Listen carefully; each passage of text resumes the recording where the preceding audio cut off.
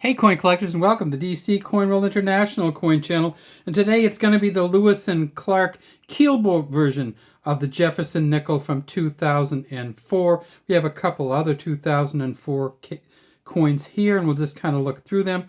But let's start with that Keelboat just front and center, and we'll kind of magnify it up a little bit so you can see it. Because we have all the coins here, I know which one this is. This is the Denver up here, so this has got to be the Philadelphia, which we have turned over. The front of all of them will look the same except for the mint marks, and the back will all look the same, except for the different kind of polishes and what kind of coin it is. It says United States of America at the top, E pluribus unum here.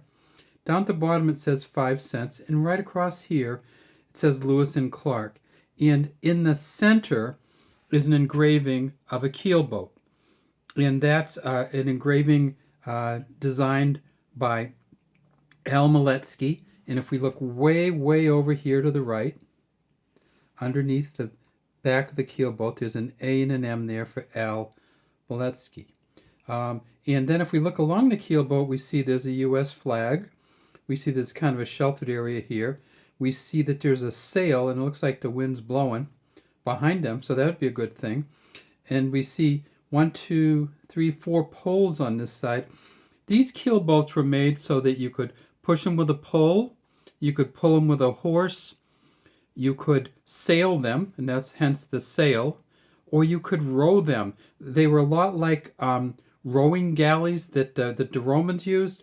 So you could get, I believe there were 10, you could get 10 rowers on each side, and you could get pretty quick pace. But the problem was when Lewis and Clark started this expedition, they were going upriver.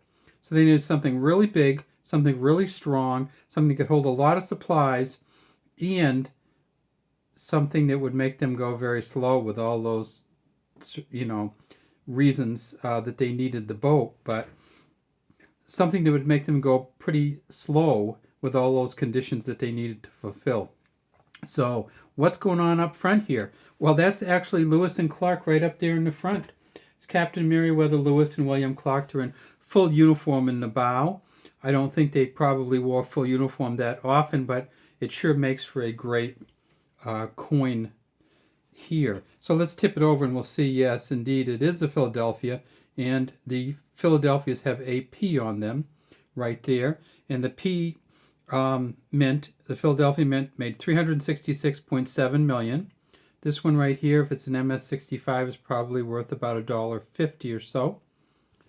This one here is a Denver mint coin, and you can see that this is just a sweet coin. It's getting some patina on it, just up through here. Really nice coloring. The Denver mint made 344.8 million. Again, if this is an MS65, it's worth about $1.50, but I think this one's probably a little higher than that. Down here underneath Jefferson, we see there's an F and an S there, and that's for Felix Schlag, who was the engraver of these coins when they first came out in 1938. I think Jefferson's 200th birthday, and then you can see the patina or the coloring on the back of this one too. Just a sweet coin. Now, you saw one other coin when we opened up, and that was this one. And this one, talk about really nice coins. This is, you see a 2004 S here, so that means it's from the San Francisco Mint proof set, one of 2 proof sets. It either can be from the silver proof set, or it can be from the uncirculated coin proof set. Remember, in 2004, they didn't have the satin finish. It's the last year of the non-satin finish, and so this coin is very, very, very shiny. We tip it on, put its edge, and in 2004 they still had everything on the coins, not up on the edge. We tip it over in the back, and it says United States of America, $1, E pluribus unum. And I believe that's Jean-Luc Charbonneau, her baby, on her back, and she was the guide for the Lewis and Clark expedition, which left, I believe, from Missouri, St. Louis, Missouri in 2004. They took this boat up to Mandan and built Fort Mandan in South Dakota, and then they sent the boat back and they continued on to the west coast.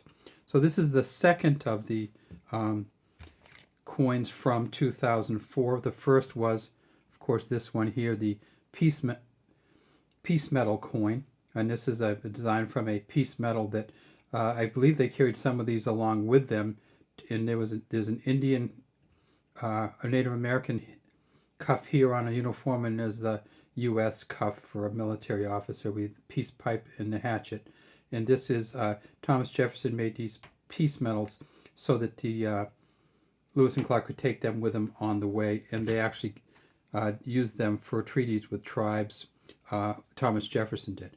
Now there's one other coin here that we haven't talked about, and that's this one. And you can notice the finish difference on this one. And the reason that you can tell a finish difference is this, because it's the deep cameo, which means it's a San Francisco Mint coin, and you can see the S right there. So to San Francisco Mint, they made $2.9 million. If this is the proof 65, it's worth probably $5 or above. The problem with the deep cameos is that they just don't, they make them really well at the San Francisco Mint these days, especially from 2004 on. So even if you got this in a proof 70, it would only be worth about $25. However, if you can get one of the Denver Mint coins in a Mint State 68, or the Philadelphia Mint coins in a Mint State 68. So there's the Denver, here's the Philly. Let me go down a little bit here. If you can get one of these in a Mint State 68, for the Denver you'd be talking about $1,100 or so. For the Philly you'd be talking about $475, and you're going, well, it's the same state, the same quality. What's the difference? Well, it turns out we know of 27 MS68 Phillies, and we only know of 10 MS68 Denvers. All right, well, that's all we have today from DC Coin World International Coin Channel.